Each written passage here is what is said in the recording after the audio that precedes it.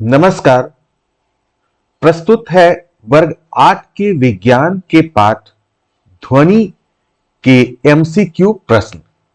ये प्रश्न वर्ग 8 के बोर्ड के लिए महत्वपूर्ण है, साथ ही साथ उन सभी परीक्षाओं के लिए ये महत्वपूर्ण है जिसमें कि सामान्य ज्ञान के अंतर्गत विज्ञान के प्रश्न पूछे जाते हैं। तो आइए देखते हैं। प्रश्न संख्या 1, ध्वनि कंपन की गति सेकंड संख्या आवृत्ति का मात्रक है, यानी आवृत्ति का मात्रक क्या है? तो यह है option newton, pascal, hertz, metre.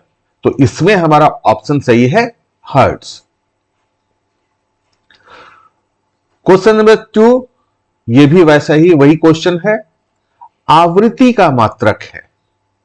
तो अभी हमने देखा था आवृत्ति का मात्रक क्या है, हर्ट्ज है। जो ध्वनि सुनने में अप्रिय लगती है उसे कहते हैं, ऑप्शन 1 है सुरीली ध्वनि, संगीत, शोर, प्रिय ध्वनि। तो ये हमारा आंसर है शोर।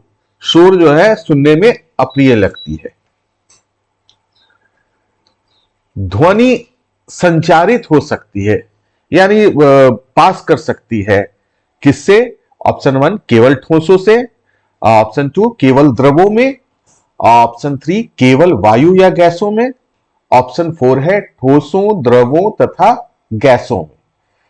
तो ध्वनि का जो माध्यम होता है वो ठोस, द्रव, गैस तीनों ही है। तीनों से होकर ध्वनि का संचारण हो सकता है। तो ये ऑप्शन नंबर 4 हमारा आंसर है। हमें कोई ध्वनि सुनाई देती है, इसका कारण क्या है? तो इसका कारण है कि उस वस्तु में कंपन का होना। जब किसी वस्तु में कंपन होता है तो हमें ध्वनि सुनाई देती है। तो ये ऑप्शन नंबर 3 है कंपन, ये हमारा आंसर है।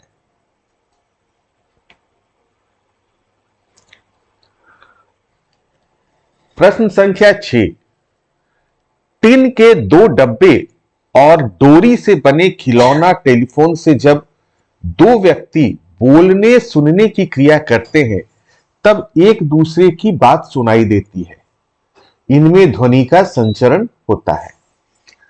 ये जो टेलीफोन वाला जो खिलौना है काफी बच्चे बनाते हैं, आपने भी बनाया होगा। 2 डब्बों को डोरी से बांधकर बोलने सुनने की क्रिया करते हैं। तो ये जो ध्वनि उससे पास होती है, संचरण होती है, उसका माध्यम क्या है? ऑप्शन 1 है वायु के माध्यम से, ऑप्शन 2 है डोरी के माध्यम से, ऑप्शन 3 है पानी के माध्यम से, ऑप्शन 4 है डिब्बे के माध्यम से। तो ये हमारा ऑप्शन 2 डोरी के माध्यम से सही जवाब है। प्रश्न संख्या 7, अप्रिय ध्वनि को कहते हैं। जो ध्वनि हमें पसंद नहीं है उस ध्वनि को क्या कहते हैं? ऑप्शन 1 शोर, ऑप्शन 2 संगीत, ऑप्शन 3 कर्णपटह, ऑप्शन 4 शोर प्रदूषण। तो देखिए यहां पर 2 ऐसे शब्द आए हैं, 2 ऐसे ऑप्शन आए हैं जिसमें आपको थोड़ा कंफ्यूजन हो सकता है। पहला नंबर है शोर और चौथा नंबर है शोर प्रदूषण। तो ये शोर प्रदूषण है जो है वो प्रदूषण से संबंधित है। हम जब सिर्फ ध्वनि की बात कर रहे हैं तो हमारा आंसर है शोर। अप्रिय ध्वनि शोर है। ध्वनि की प्रबलता किस कारक पर निर्भर करती है? तो ऑप्शन 1 है तारत्व, ऑप्शन 2 है आयाम, ऑप्शन 3 है शोर, इनमें से कोई नहीं। तो हमारा आंसर है आयाम। आयाम क्या होती है? ये जो मैक्सिमम विस्थापन होता है उसे ही आयाम कहते हैं। मध्य बिंदु से अधिकतम विस्थापन जो होता है उसे आयाम कहते हैं। प्रश्न संख्या 9, मानव के कानों के लिए श्रव्यता परास है, यानी रेंज है। ऑप्शन 1 है 20 हर्ट्ज से लेकर 20,000 हर्ट्ज तक, ऑप्शन 2 है 20,000 हर्ट्ज, ऑप्शन 3 है 2,000 हर्ट्ज और ऑप्शन 4 है इनमें से कोई नहीं। तो ये ऑप्शन नंबर 1 जो है 20 हर्ट्ज से 20,000 हर्ट्ज तक हमारी जो श्रव्यता सीमा है या श्रव्यता रेंज है वो है। किसी पिंड की माध्य स्थिति से अधिकतम विस्थापन कहलाता है। तो ये ऑप्शन है आयाम, दोलन, आवृत्ति, गति, आवृत्ति। तो ये आयाम है। पिंड की माध्य स्थिति से अधिकतम विस्थापन जो होता है उसे आयाम कहते हैं। आप देखें ये माध्य स्थिति है और ये देखिए ये जो विस्थापन हो रहा है अधिकतम सबसे ज्यादा ये हो रहा है और ये भी बराबर ही है। हमारे बनाने में थोड़ा छोटा बड़ा हुआ होगा लेकिन ये दोनों बराबर है। तो ये जो है ये जो y हमने कहा ये अधिकतम विस्थापन हो रहा है तो इसे ही आयाम कहते हैं।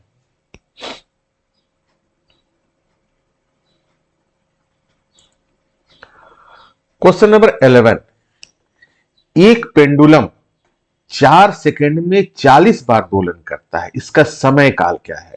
समय काल यानी टाइम पीरियड। तो टाइम पीरियड की या इसे आवर्त काल भी कहते हैं। आवर्त काल। तो आवर्त काल की यह परिभाषा है कि एक दोलन करने में जितना समय लगता है उसे आवर्त काल कहते हैं। फिर से, एक दोलन में जितना समय लगता है उसे आवर्त काल कहते हैं। तो यहां जो आवर्त काल होगा,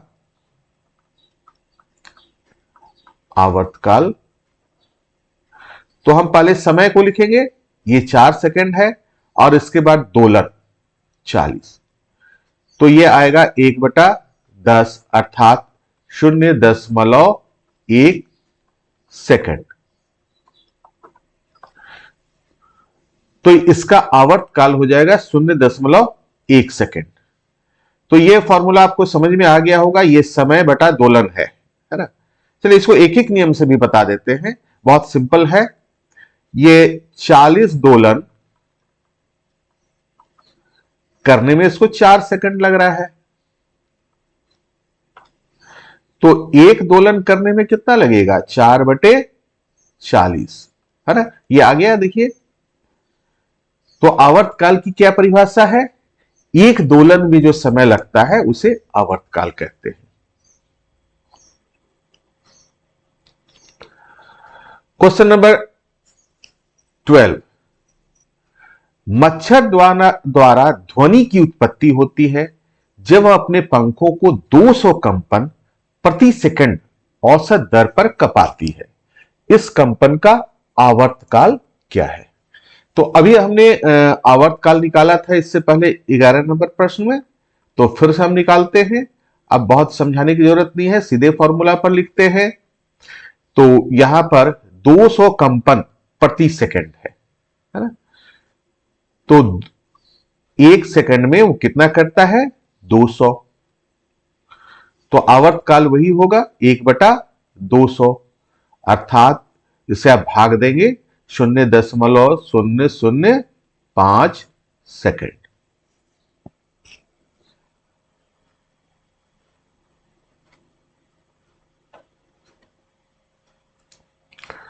क्वेश्चन नंबर 13, अवध्वनिक ध्वनि की आवृत्ति है।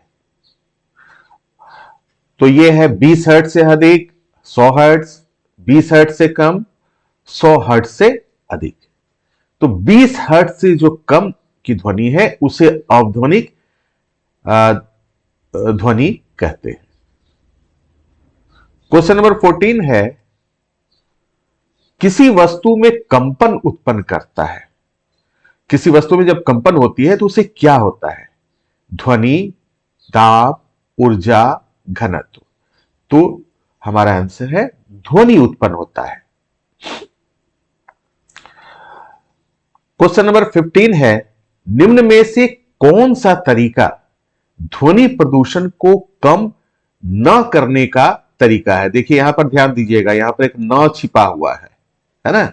कई बार स्टूडेंट जो है तेजी से पढ़ते हैं और ये जो एक अक्षर वाला शब्द है इसे स्किप कर जाते हैं और उनका आंसर गलत हो जाता है। तो आप प्रश्नों को बहुत ध्यान से पढ़ें। निम्न में से कौन सा तरीका ध्वनि प्रदूषण को कम न करने का तरीका है? तो सड़क के किनारे पेड़ पर पेड़ लगाना, इससे तो ध्वनि प्रदूषण कम होगा। भारी वाहनों के इंजन में साइलेंसर लगाना, इससे भी प्रदूषण कम होगा। तीसरा है पटाखे चलाना, पटाखे चलाने से ध्वनि प्रदूषण कम नहीं होगा बल्कि बढ़ेगा। तो यही हमारा आंसर है।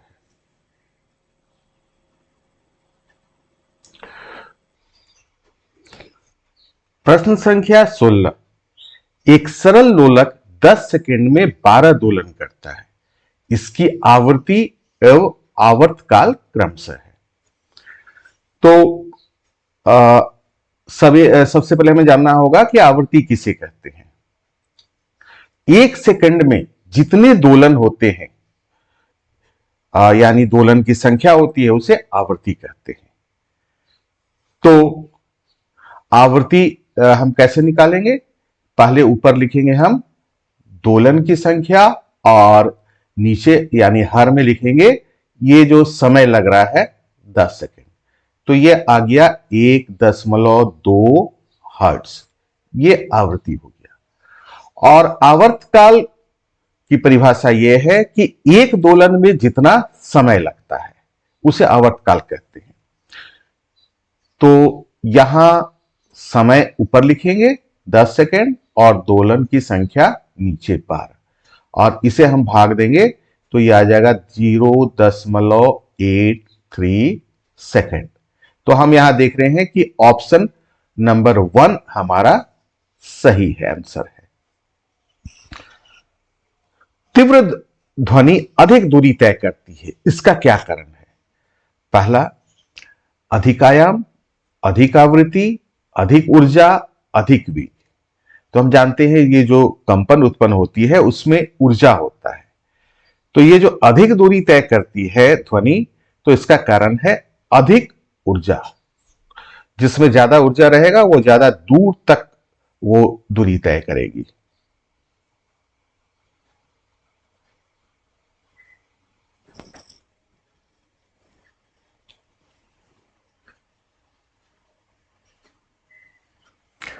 क्वेश्चन नंबर 18 है, चिकित्सा में उपयोग आने वाला अल्ट्रासाउंड उपकरण निम्न में से किन आवृत्तियों के लिए उपयुक्त है? पहला है 200 हर्ट्ज से 2000 हर्ट्ज, दूसरा है 2000 हर्ट्ज से 4000 हर्ट्ज, तीसरा है 2 हर्ट्ज से 200 हर्ट्ज और चौथा है 20,000 हर्ट्ज से 40,000 हर्ट्ज तक। तो ये ऑप्शन नंबर 4 हमारा सही ऑप्शन है।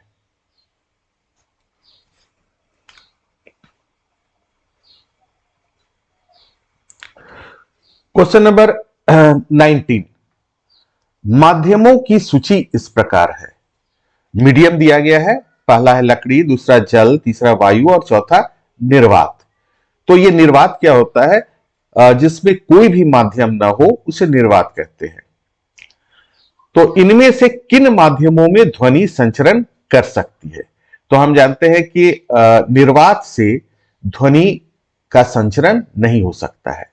बाकी लकड़ी से भी ध्वनि का संचरण होगा, जल से भी होगा, वायु से भी होगा, यानी 1, 2 और 3 तीनों से होगा। तो ये ऑप्शन नंबर 3 में हमारा ये तीनों दिया हुआ है, 1, 2 और 3। तो यही हमारा सही आंसर है। अब क्वेश्चन नंबर 20 है, वह तकनीक जिसके द्वारा चमगादड़ अपना रास्ता या भोजन प्राप्त करते हैं। पहला है सोनार, दूसरा रडार, तीसरा प्रतिध्वनिस्था यानी इको लोकेशन और चौथा फड़फड़ाकर। तो ये आंसर है तीसरा नंबर प्रतिध्वनिस्था यानी इको लोकेशन। चमगादड़ क्या करता है कि ध्वनि उत्पन्न करता है और जब वो ध्वनि किसी वस्तु से टकरा के फिर उसको वापस आता है, उसका इको, तो उसी से वो अपना रास्ता और भोजन प्राप्त करता है। तो इस तरह से ध्वनि पाठ से 20 प्रश्न थे।